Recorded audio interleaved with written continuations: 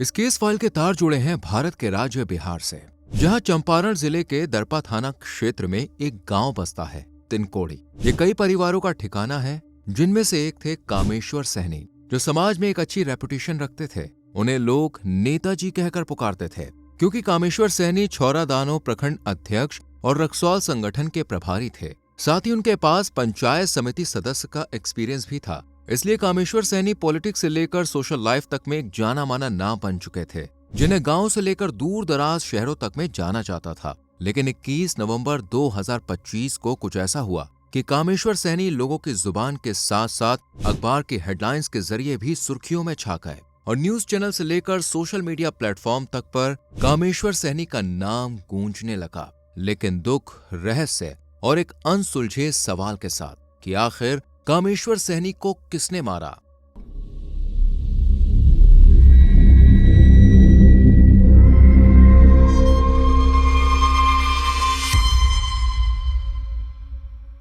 बात है 21 नवंबर 2025 की। सुबह के तकरीबन 6 बजे थे। कामेश्वर सहनी की आंख खुली और वो सीधा टॉयलेट चले गए और बाहर निकलकर जैसे ही हाथ मुंह धोने लगे तो उन्हें कुछ अजीब सा महसूस हुआ, मानो कोई परछाई उन पर नजर रख रही हो। लेकिन कामेश्वर ने इस बात को नजरअंदाज किया और पल भर में वो परछाई एक इंसान के रूप में उनके सामने आ खड़ी हुई। इससे पहले कि कामेश्वर कुछ कर पाते, किसी को बुला पाते, इतने में उस शख्स ने कामेश्वर को गन पॉइंट पर ले लिया, जिसे देखकर कामेश्वर के पसीने छूट गए और बिना देर किए उस शख्स ने एक के बाद एक ताबड़तोड़ फायरिंग करनी शुरू कर दी। करीब 6 राउंड फायरिंग होती है और उसमें से 4 गोलियां कामेश्वर के सर को चीरती हुई निकल जाती हैं, जबकि एक गोली सीने को छलनी कर देती है और एक गोली मिस हो जाती है और 5 गोलियों से लहूलुहान होकर कामेश्वर जमीन पर गिर पड़ते हैं और मारने वाले वहां से फौरन रफू चक्कर हो जाते हैं। लेकिन गोलियों की आवाज इतनी तेज थी कि कामेश्वर की मां सोते से उठ जाती हैं और वो ये देखने के लिए उठती है कि क्या हुआ। जैसी वो कामेश्वर को पास आके देखती हैं तो वो एकदम सहम जाती हैं, क्योंकि जमीन पर उनका 50 साल का बेटा कामेश्वर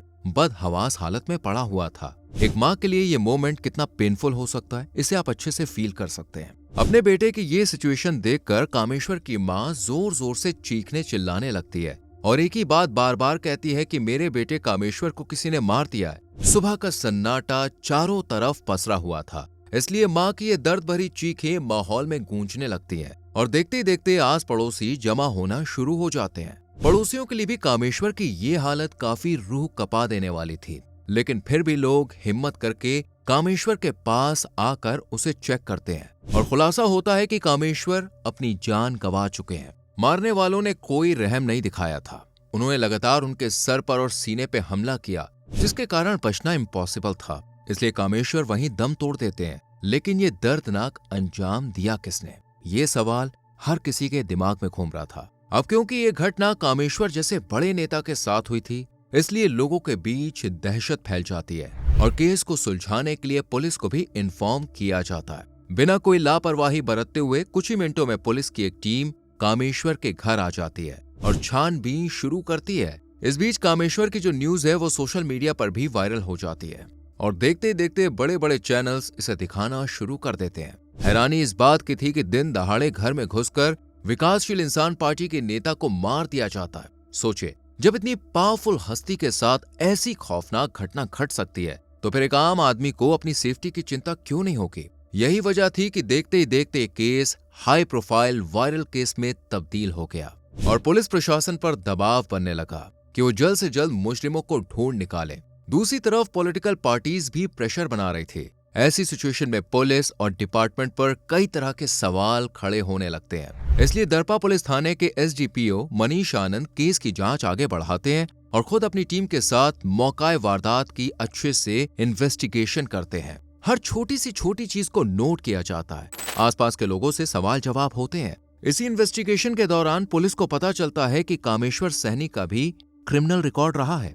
ये सुनकर पुलिस के भी अब कान खड़े हो जाते हैं और जब पुलिस जांच की तह तक जाती है तो पता चलता है कि कामेश्वर पर एक आध थाने में नहीं बल्कि कई अलग अलग थानों पर कई मामलों में मुकदमे दर्ज हो चुके हैं, जो ये गवाही देते हैं कि कामेश्वर काफी वायलेंट इंसान थे और उनके दुश्मनों की कतार भी काफी लंबी रही है।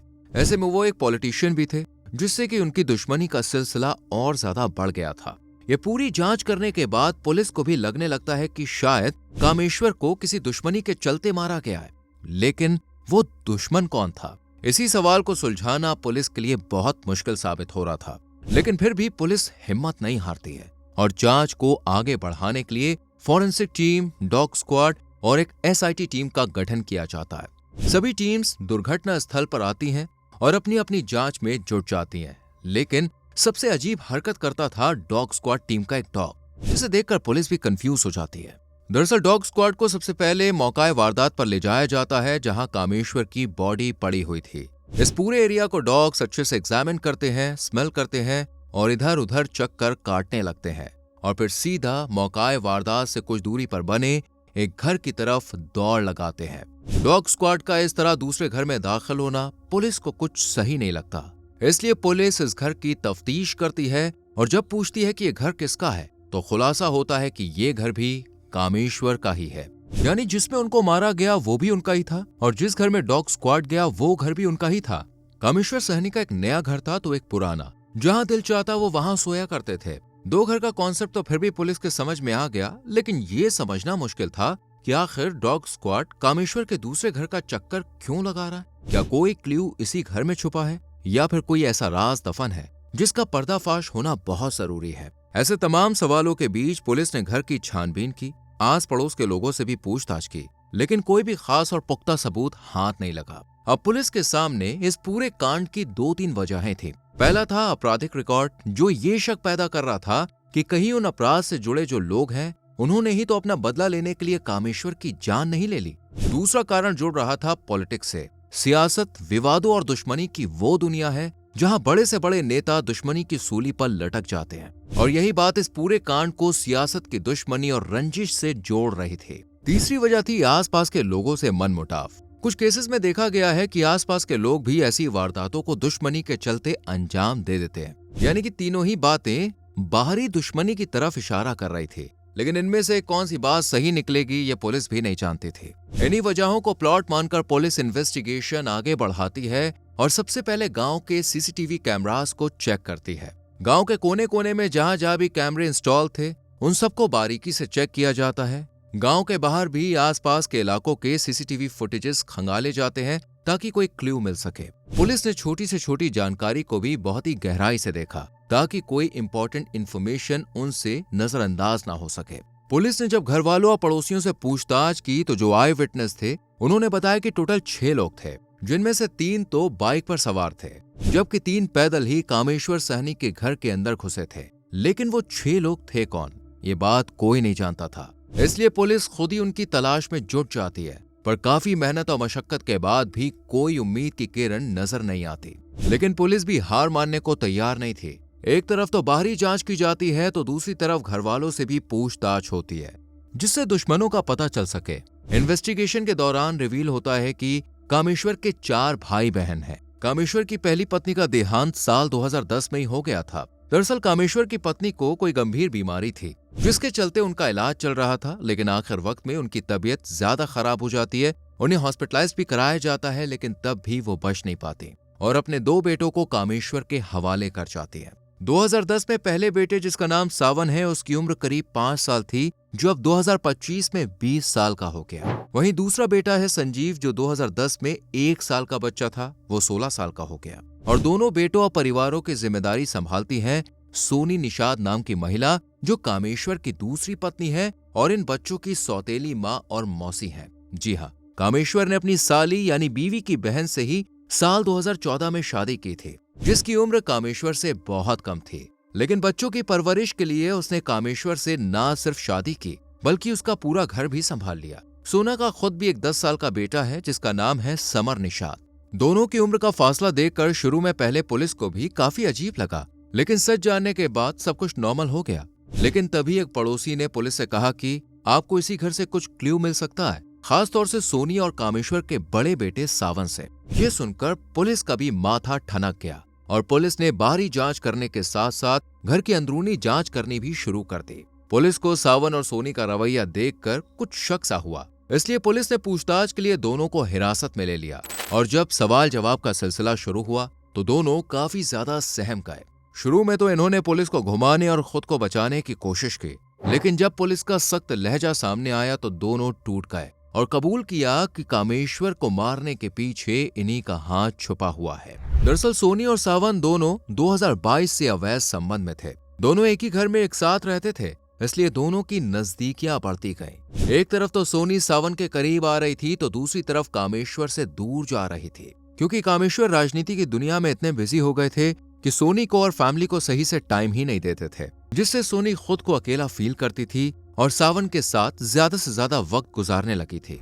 दोनों का जब मन चाहता वो रिश्ता बनाते और माँ बेटे होने के चलते किसी को भी इन पर शक नहीं होता। इस तरह दोनों का यह अवैध रिश्ता 2022 से जारी रहा, लेकिन फिर आई 15 नवंबर 2025 की तारीख। एक दिन दोनों घर के कमरे में ही रिलेशन बना रहे थे, लेकिन अचानक से कामेश्वर कमरे में दाखिल हो गए और दोनों को इस सिचुएशन में देखकर उनका पारा हाई हो गया। उन्होंने सावन को खूब मारा, साथ ही सोनी पर भी बहुत गुस्सा किया। इस घटना से पहले भी कामेश्वर और सावन का रिश्ता कुछ अच्छा नहीं था। दोनों बाप बेटों के बीच में मनमुटाव बना रहता था और अब सोनी के साथ पकड़े जाने पर रिश्ते में और कड़वाहट खुल गई। अब ना तो सोनी सावन के बिना रहना चाहती थी और ना ही सावन सोनी से अलग होना चाहता था। इसलिए दोनों फैसला करते हैं कि वो कामेश्वर को ही रास्ते से हटा देंगे। इस दर्दनाक घटना को अंजाम देने के लिए वो गांव के 3 लोगों को चुनते हैं, जिनकी कामेश्वर के साथ गहरी दुश्मनी थी। इनमें से एक का नाम था विकास कुमार, दूसरे का मुन्नू कुमार और तीसरे का शैलेश सिंह, जबकि अभिमन्यु कुमार वारदात के लिए इन लोगों को हथियार उपलब्ध करवाता है। इस तरह फुल प्रूफ प्लान बन जाता है, जिसकी तारीख चुनी जाती है 21 नवंबर 2025। ये लोग अच्छे से जानते थे कि दिन में सड़कों पर, घरों में इतना शोर शराबा होता है कि इस वारदात को अंजाम देना पॉसिबल नहीं होगा।